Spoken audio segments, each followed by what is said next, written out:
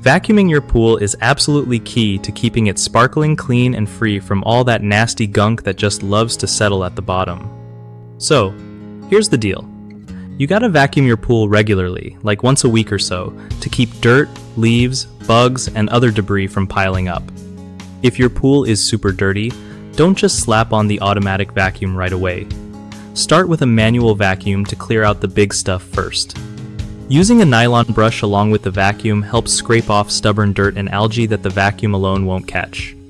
Always keep the pool pump running while you vacuum because that filtration cycle is what pulls all the dirt out and keeps water circulating properly.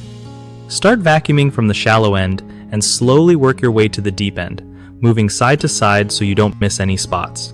Don't rush it either. Take your time or you'll just stir up debris and make it harder to see what you're cleaning. Also, avoid using a stainless steel brush since it can scratch and damage your pool surface. Nylon brushes are way safer. Even if you have an automatic vacuum, you still might need to manually vacuum about once a month to get everything spotless.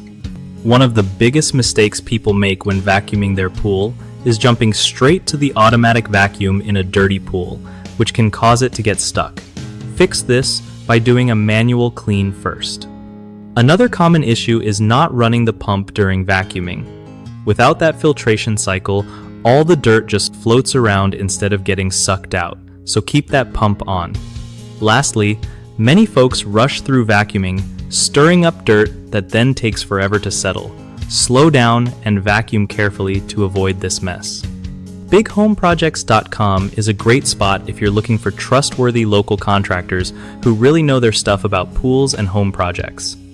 It also helps contractors find new clients easily, making sure both sides get what they need without any hassle.